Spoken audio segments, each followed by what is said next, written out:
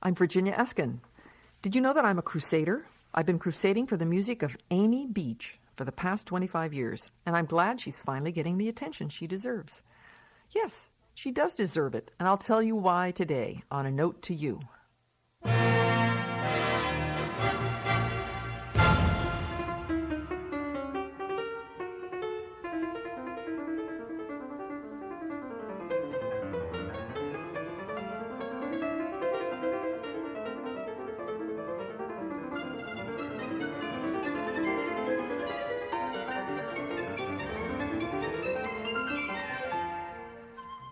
As a kid, I had heard of a few American composers. Edward MacDowell was a familiar name, and there were even a few others. But when I was in my 20s, I moved to Boston, and I was assigned to research Amy Beach's music. In fact, I was hired to play on a concert, and I sort of had to learn it. And I became interested in what I regarded as a little-known woman composer. So I went to libraries, I dug out the music, some of it was on microfilm, and I read more about her, but I discovered there were no books written about her. And then I asked questions, and one thing sort of led to another. As I would play her piano pieces, then people said, oh, she wrote songs. Turns out like 150 of them. So I went sleuthing around for materials, and since Amy Beach had lived in Boston, it wasn't too difficult. And when I would appear on radio, people would sort of come forward, and they would give me things. Music, monographs, autographs, jewelry, a big statue even. And one of the people who was very crucial to this whole thing was David Buxbaum, and his mother had been Amy Beach's favorite soprano. So there was a connection there, and he had a lot of stuff too. So we put it together and we established the archive that lives at the University of New Hampshire in Durham. And today we're going to celebrate the birthday of Amy Beach. She was born on September 5th in 1867. She would be 132 years old if she were alive today. And a little later, we'll be hearing piano music, chamber music, and especially some songs. And actually, they're rare songs because most of them have never been recorded. And they'll be done here in the studio by my guest, soprano Ellen Chickering. Now, Amy Marcy Cheney was born up in West Henniker, New Hampshire. And she grew up really in the hills, and her father was a teacher up there at New Hampshire College. And from the beginning, it was very clear that she certainly was a prodigy. She studied with her mother, and she was singing songs by the age of 1. By the age of 4, she was playing hymns and improvising at the piano. And she even wrote a little waltz when she was 3, and I'd like to play it for you. It's called Mama's Waltz.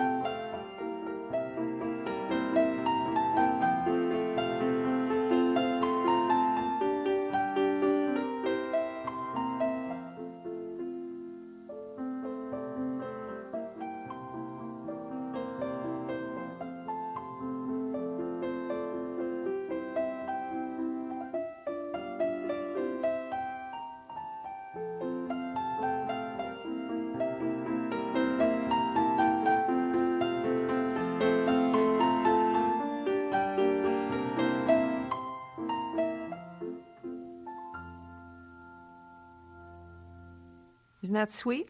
It's called Mama's Waltz. It says it was composed in 1870, so she's either 3 or 4 years old. Now I'd like to introduce my guest, soprano Ellen Chickering. Welcome. I'm happy to be here. We're going to share another unusual little unpublished piece by Amy Beach. It's called The Rainy Day, and I think you'll find the theme rather interesting.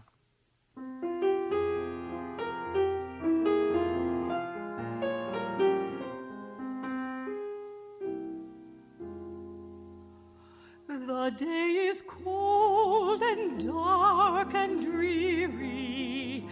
It rains and the wind is never weary.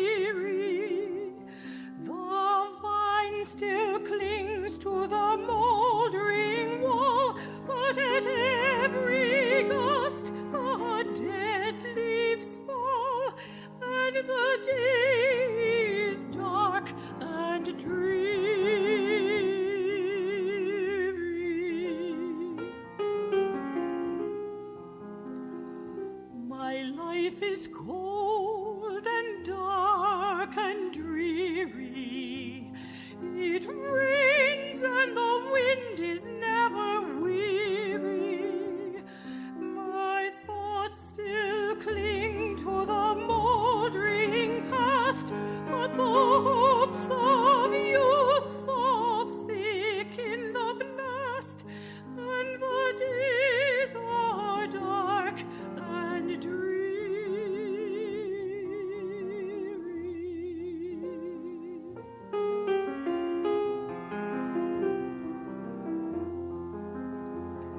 Be still, sad heart, and cease repining. Behind the clouds is the sun still shining. Thy fate is the common fate of all, into which life some rain must fall. Some days must be dark and dreary.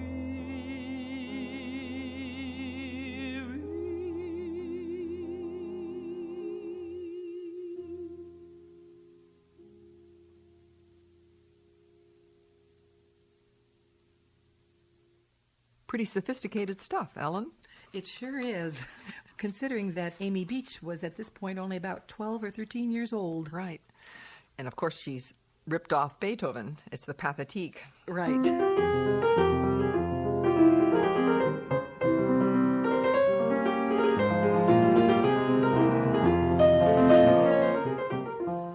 And I noticed in the beginning, it's all slow and dreary. Must have been maybe a wet autumn day up there. Like a typical New Hampshire day, Right. dare I say that?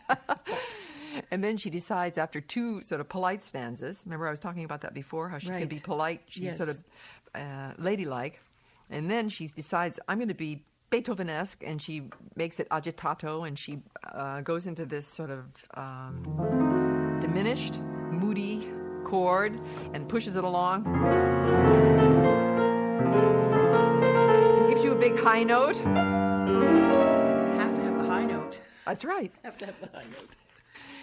Well, and tell me about what you think about the verse, the words. Well, the words are by Longfellow, who you know was spent a lot of time in Maine, actually, and is where I'm from. Mm-hmm. And the words are very much of how she must have been feeling, in the weather. So it's interesting that she picked actually a very good poet. A sign of a great composer is they pick good poets to write songs about. Exactly. You can't make a good song to drivel. That's correct. That's correct. And she has a huge range already she's a teenager. She's interested in the art song, the sort of sweetness and the cantabile quality, wouldn't you say? Oh, yeah. It's very melancholy, really. The song, it has a very melancholy feel to it. And then she goes in for this little operatic sting at the end, and then it ends very dark and dreary. Right. Well, we're going to have a good time today on the show making couplings, because Beach, like a lot of composers, stole from herself. She'd write a piece maybe for piano, then write a song, or vice versa. If she got a hold of a good melody, she wanted to compost and reuse it. And our next composition is going to be a ballade that she wrote also early on. It's Opus 6. And then she turns around maybe 3 years later, and she writes a beautiful song. And I'm going to play the piano ballade, and then we're going to hear the song that she wrote from the same melody. So here's the piano ballade by Amy Beach.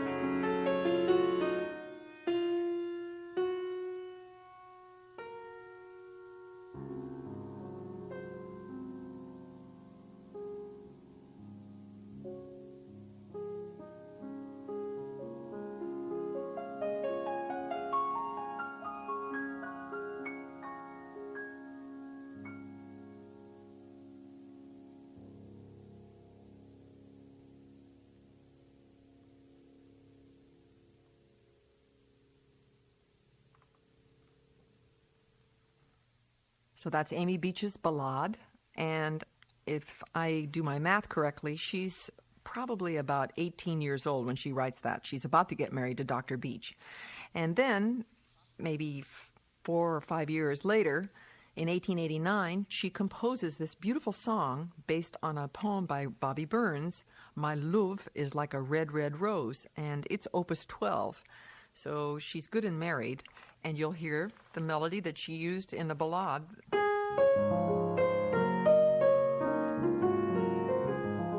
But she reconfigures it now with voice, and our soprano Ellen Chickering is going to sing it.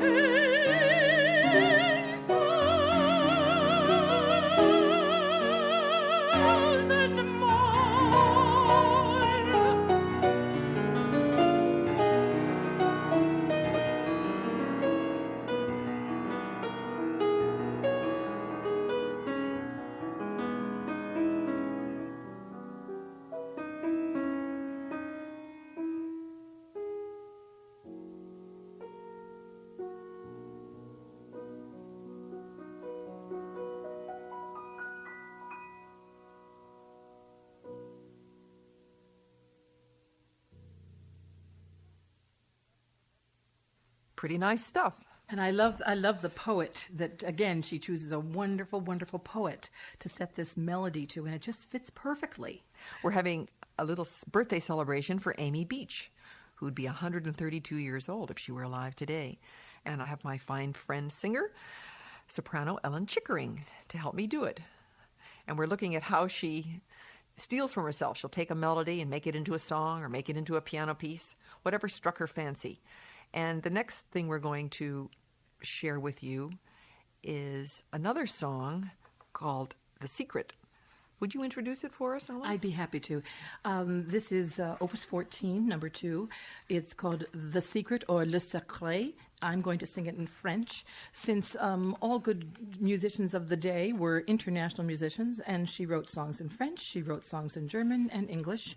And this one, it was on a poem by Jules de Resseguier, and it's a wonderful reminiscent of Chopin or some even Straussian type melodies. Yeah. And it's just a lovely, lovely piece. Dis-moi de tes secrets, tarde solitaire, t'entretiens dans tes clairs de jour. Dis-moi si de ton cœur révélant le mystère et l'examen soupir d'amour. Si ton beauté dit ton âme éveillée, te dit de craindre ou d'espérer. Si tu sens sous tes doigts une corde mouillée, et si tu chantes pour pleurer.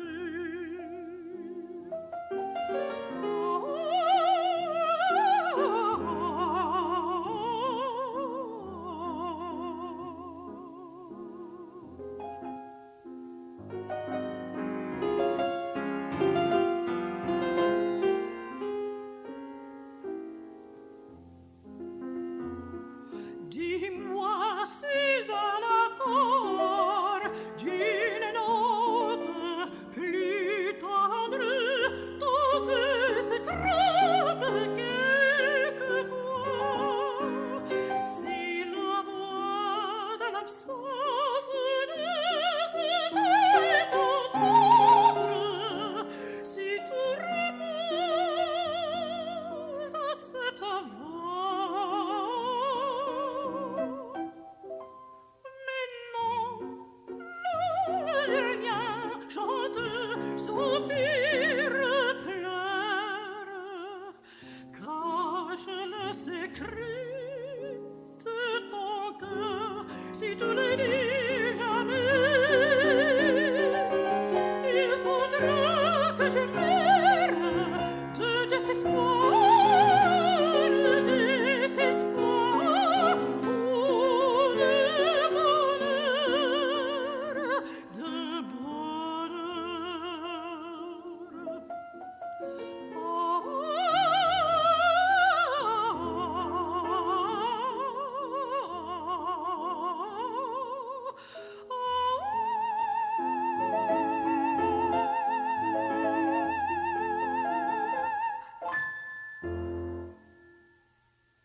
So that was The Secret, composed by Amy Beach, sung by soprano Ellen Chickering.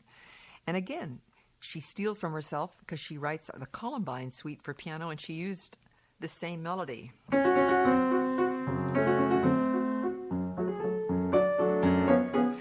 She lifts the whole thing that she wrote in the song later for the piano piece.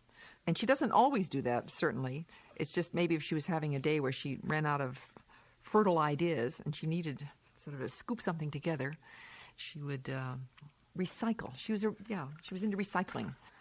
I'm Virginia Eskin. Coming up next on A Note to You, we're going to hear part of Amy Beach's best-known symphony. It's called the Gaelic. But before we do that, I'm interested in your thoughts about Amy Beach or about anything. Send us a musical joke. Just write to us. Our address is A Note to You, care of WGBH Radio, 125 Western Avenue, Boston, Massachusetts, 02134. Our email address is anotetotou@wgbh.org. And when you write, please let us know the name of your public radio station. A Note to You is made possible by the friends and alumni of Northeastern University.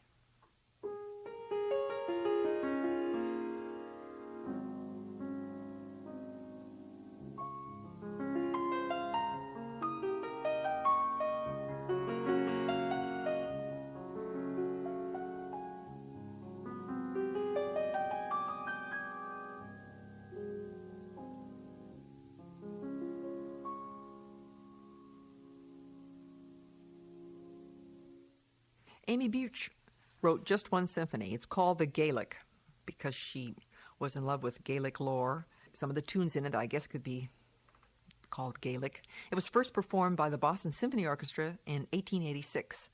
And she had a relationship with the Boston Symphony because when she married her eminent surgeon husband, Dr. H.H.A. Beach, it was not considered proper at the turn of the century for women to receive fees. So when she played with the symphony or played for charity benefits, she had to always turn over any money she received because that would have been very inappropriate given that she was married to such a powerful man. And Boston at the turn of the century was called the Athens of America for many reasons because the important disciplines were already in place: medicine, music, politics, religion. And there was a whole school of women novelists, Louisa Alcott, Sarah Orne Jewett, and even the poet Amy Lowell. So there is precedence for Amy Beach to have had friends in the other disciplines. I don't think she was friends with any of those women. In fact, she was more friendly with Oliver Wendell Holmes, who lived across the street. And her husband was very good friends with politicians and eminent people in the political arena in Boston. It was a very rich time to live in this city. And it's fun to come and live here almost 100 years later. It's like a reclamation project. You can see what their lives were like. It's sort of like upstairs, downstairs. This symphony, the Gaelic, did get a lot of attention in the press. And when you go through old press clippings, they do say that they're a little condescending, that it was monotonous or it was spasmodic or it was heavy-handed. And one critic even complained about her orchestration, that she should have had better lessons as a teenager. And it's full of great stylistic melodies and bombast, and it does remind one of Brahms or Wagner, but it still has a very spunky quality, which I attribute to Amy Beach's musicianship. And we're going to hear the first movement of the Gaelic Symphony by Amy Beach, played by the Royal Philharmonic Orchestra with Carl Kruger conducting.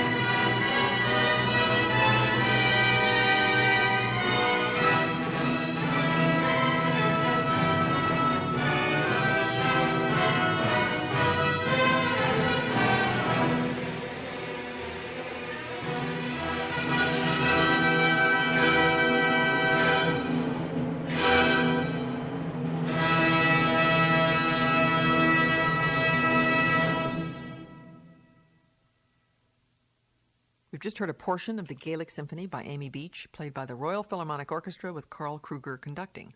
Next, we're going to hear some violin pieces, but before that, I'd like to speak with our guest, soprano Ellen Chickering.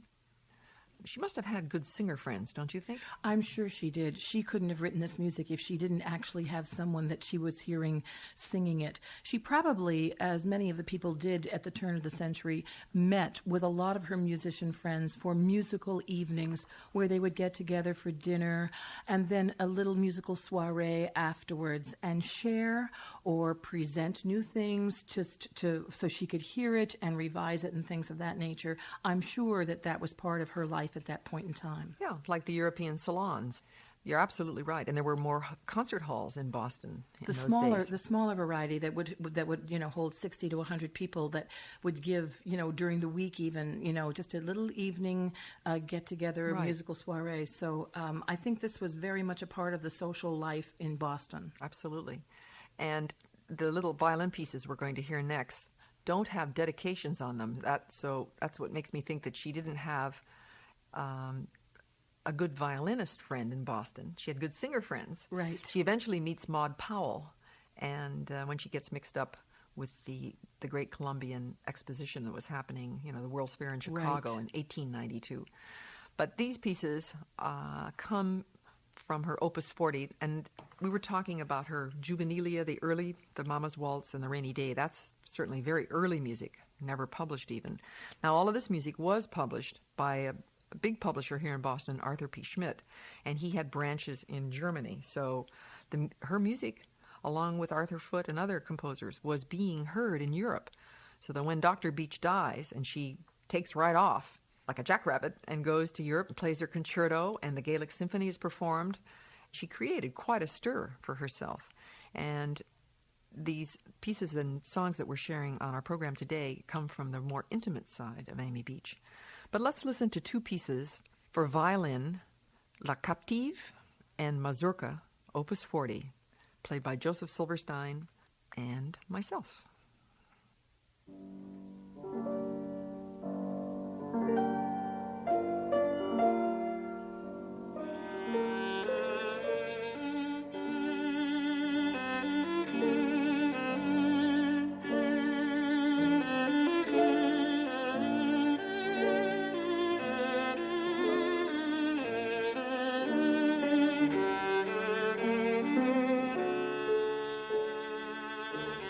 Thank you.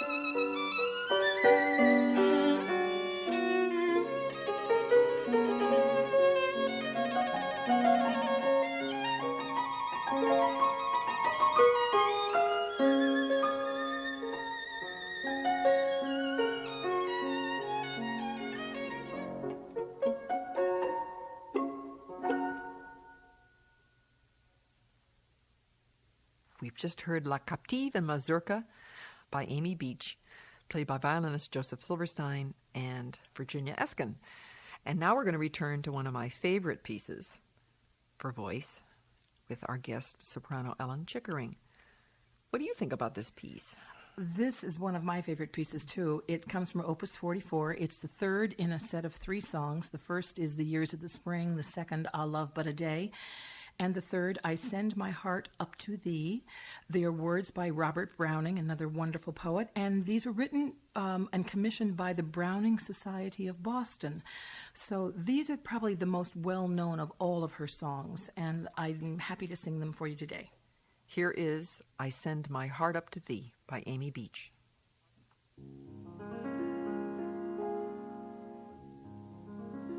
I send my heart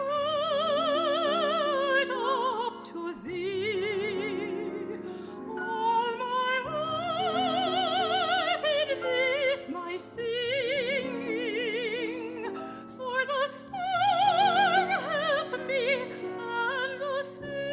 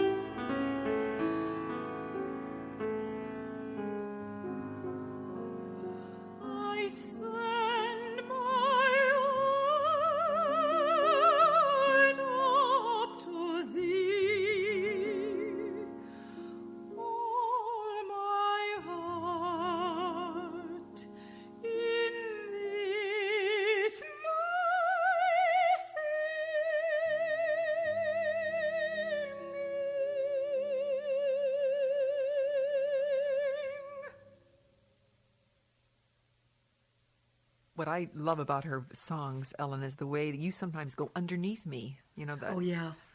That's like Schubert, isn't it? Oh, yeah, and Puccini actually does a lot of this, in and out, into the orchestra, up into the voice. Because usually all the Mendelssohn songs, the voice is on top of but that was the accompaniment. It's typical of that era. So that was Ellen Chickering singing beautiful song, I Send My Heart Up to Thee by Amy Beach, whom we're celebrating today on A Note to You. Now the next little coupling that we're going to explore, but very briefly, is a song called Meadowlarks, Opus 79, and she also wrote about 20 opuses later, the thrush pieces, the thrush at evening, the thrush at dawn for piano.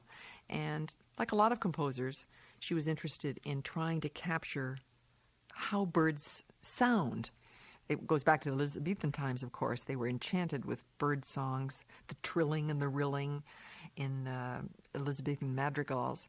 But this is very different. This is really almost like an oral tradition sort of thing where you go out into the field and listen very carefully, the way an ornithologist does, to how birds mating or birds in the morning or the night. And Beach used to love to go up to the MacDowell colony, which was up in New Hampshire. It's an artist colony that exists to this day. And she would have heard a lot of birds singing in the woods there. And we're going to do just a little demonstration of how she captured meadowlark song in this piece.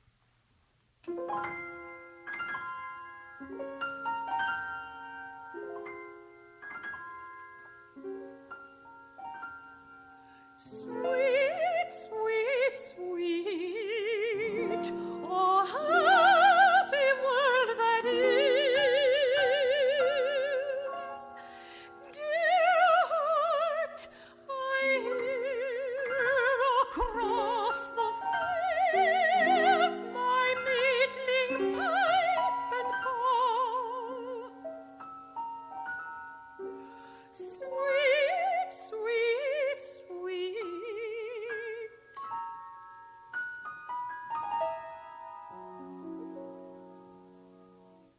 So all of that's written in a very plummy key, Ellen. Wouldn't you agree? All these G-flat arpeggios. I don't know that birds sing in the key of G-flat. Some must. There must be a bird out there that sings in G-flat. In New Hampshire. Yes.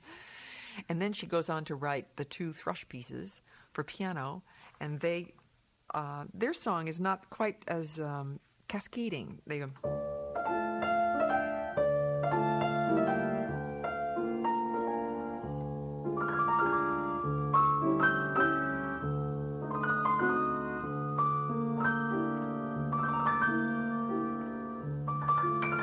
you could call it shtick or schlock, but it's sort of cute that she was experimenting with that. And of course, it was the fashion. People were interested in Eskimo, Indian themes. They were all exploring part of America's sort of national heritage.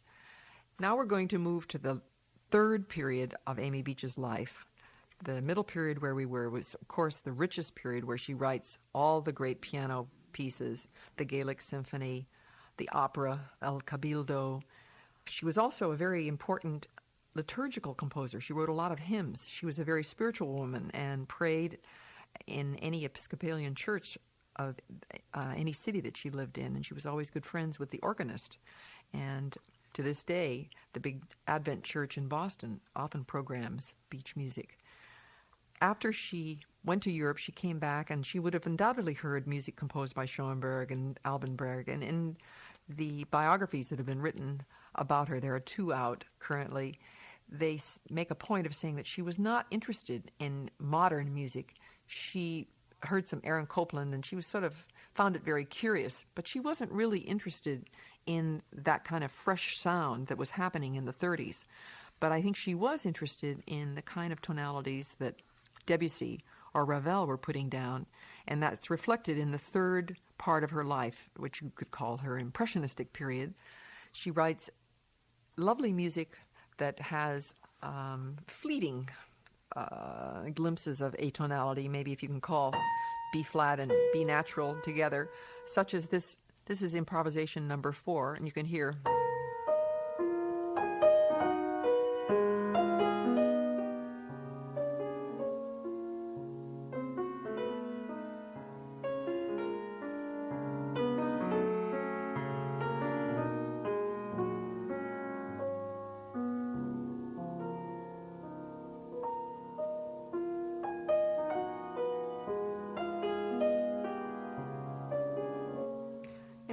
it's very beautiful, and you have to play it sort of with pussy paws, but she's not slamming down any kind of modern music such as Charles Ives or any of the stuff that was being composed around her. Here's another little snippet from that improvisation suite. This is the first one.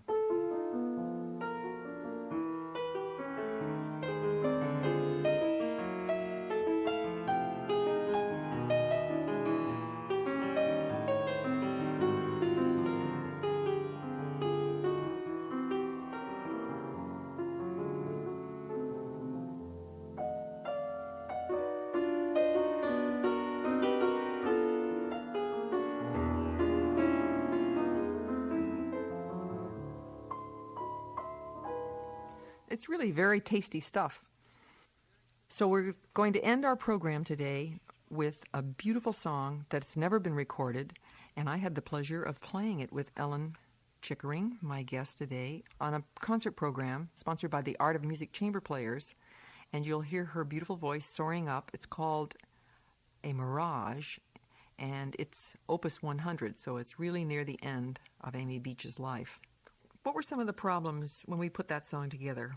Well, it's very ethereal, as you'll hear. It's very ethereal, and getting the right quality of color from all the instruments, including the voice, to blend together was one of the problems not problems, but one of the things you have to really give attention to as you're putting it together in a performance. Those bell-like chords. Yes, and getting us to be all of the same quality of tonality and texture, because violin, cello, strings, piano, also a string, but more percussive, and the voice, we all have to be on the same wavelength putting this together. Yeah, I remember the string players had mutes. Right, exactly. So then I pretend that I have a big mute I put on myself. Here's a Mirage, Opus 100 by Amy Beach, played by Joanna Kirkovich, the violinist, Tim Roberts, cello, and I'm the pianist, and our guest, Ellen Chickering, is the beautiful voice on top.